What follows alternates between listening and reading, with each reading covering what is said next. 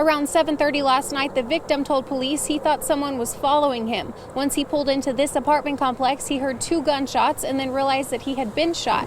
The victim was shot in the leg and a bullet grazed his head. Tulsa police say he's lucky to be alive. The Waxahoma Lake spillway began to leak last year after floodwaters cut into the spillway, threatening to destroy the dam. A Barnstall Mayor Johnny Kelly tells me their biggest concern isn't flooding, but the town's supply of drinking water.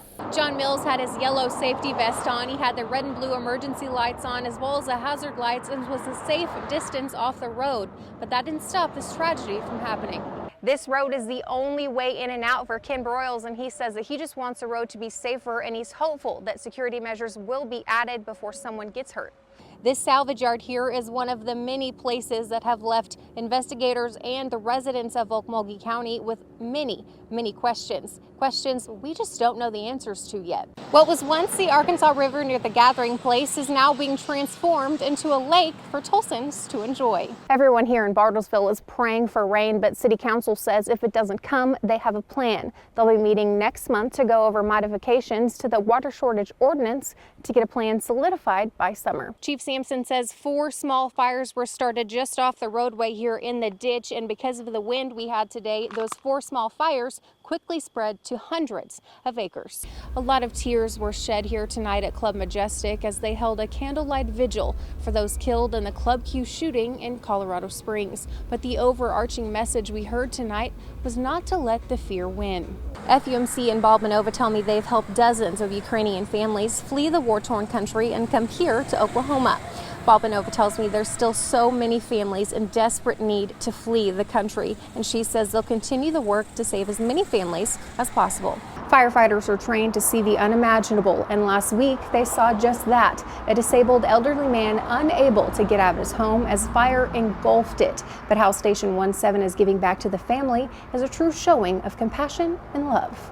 Ralph and Joanne Blankenship have lived in their home for 30 years. They rebuilt after a fire, and now they're doing it again after May's storm. I thought I was going to die. I thought I was going to bleed to death before the ambulance got here. I was fainting. I felt fainty. And everybody had me come up here and sit over here and put my head back and hold pressure. This is Melinda Daniel, just 5 days after she says a neighbor's dog mauled her in her own front yard. They go open their door and their dog darts out and just jumps at my face and clenches on my nose. Melinda's attack comes after her son Brandon says the same neighbor's dogs attacked him on March 23rd as he rode a skateboard down their street. Well, I went to hit him with my skateboard and they got too close to me and I had to create some distance in between me and the dogs. So I tripped over this dirt mound over here and I pretty much just covered my vitals, and this jacket right here saved me. Melinda Daniel says after her son's attack, all 5 of the neighbor's dogs remained in the home. She says police ticketed the neighbors, but the dogs never went anywhere. And fast forward 5 days, Melinda says she was attacked and is now demanding answers on why the dogs weren't taken away after the first attack. This should have never happened to me. Those dogs should have been taken when my son got mauled. I shouldn't be here right now. And both mother and son tell me it's incredibly frustrating knowing that this could have been avoided. It's just one of those things that I can't put into words. I really can't. I think that it's an accident waiting to happen. I can't imagine what it's going to be like when we get snow and ice out here. Ken Broyles has lived on Keatonville Road for 30 years. He's taken the old Keatonville Hill for decades. And now that the highway has been completely redone, he's thankful. But he says he still believes it's dangerous. They put a new access to get to my road out here, Keatonville Road. And there's such a drop-off on both sides of the access there that I assume they would put guardrails on it. But after calling several people with the Oklahoma Department of Transportation, he says they disagree with him about the hazard of the drop-offs. He said that no go on the guardrails, that the slope is a 4-to-1, which means 4 horizontal and 1 vertical, and that if a car went over it, it wouldn't flip. And I told him that that wasn't something that I'd want to check out, that theory, because it's 100 feet from the road down to the bottom of that slope. I spoke with ODOT and they tell me both Highway 20 and the access road meet all federal design criteria for this type of highway. But Broyle says he doesn't like that answer and believes the slope is too far down to not have guardrails. That's not the answer I want, and several of my neighbors and my neighbor next door, she's and her family agree with me. So that's where we are now. I've tried to get back to as much of a normal workload, things that I enjoy, but there are limitations. I knew there would be, and as I get further and further into those things, I'm not able to do the same things I used to do. 1 year ago, Abby was enjoying his first Oktoberfest until a violent attack. While waiting for a shuttle, a man hit him from behind, knocking Kevin unconscious. The violence didn't stop there. The man accused of the attack, Bryce Edel, continued beating Kevin. Edel admitted to the assault but didn't give police a reason. Abby was in the hospital for several weeks. It was a grim prognosis. Doctors gave Abby less than a 30% chance to live and an even smaller chance of getting back to his normal life. I used to like to play softball. I used to referee football games and work out, and I'm not to 100% in doing those things that I used to do.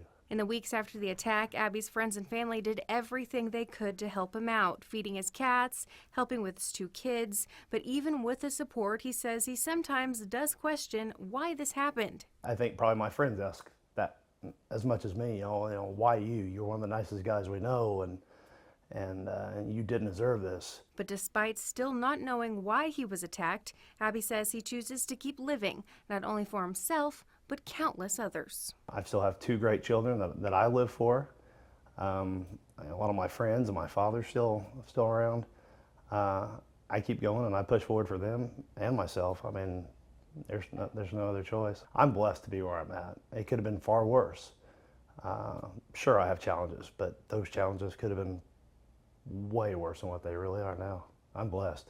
We would ask the kids, did you get your Chromebook today? And no, not today, maybe tomorrow. And that kept on and kept on. And finally, we could see that one of my daughter's grades was suffering. Her daughter Genevieve is a 7th grader at Edison Prep. She says Genevieve is normally a straight A student, but when an F showed up on her grade report, her mom knew something was up, initially blaming Genevieve, but later realizing it's a problem with the technology. For some kids, that makes it hard to complete the assignment, and then you get home and you don't have a Chromebook and you don't have the assignment on paper and you don't remember all the instructions. Hilshafer says she started reaching out to anyone she could think of to help, starting with the Edison principal. He sent out a letter saying that all the teachers, they're going to work with the students so that they can get things turned in other ways, either on paper or send them to the library to use those computers. But she says it never should have happened in the first place. This should have been something that at the beginning of school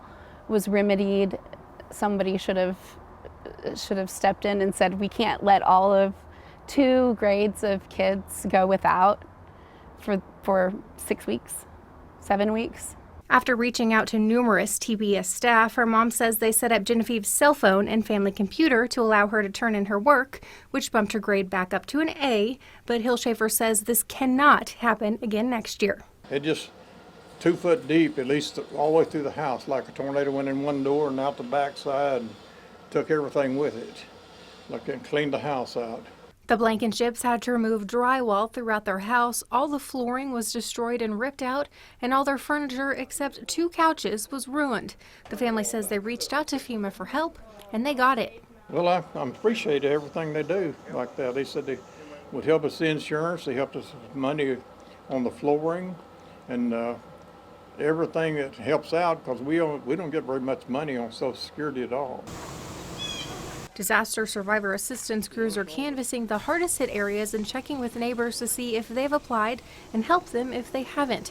To qualify for disaster assistance, you must have damage to your primary residence that is beyond your ability to pay for it. Juan Ayala with FEMA says even if you aren't sure you'll qualify, go ahead and apply. Usually it's people who've been in this situation, had water inside their homes, several inches worth of damage. People who've had tornado or strong wind impacts as well might be eligible. Even with FEMA assistance, the Blankenships have a long way to go before their home is repaired, but Blankenship says they'll come back from this. They always do.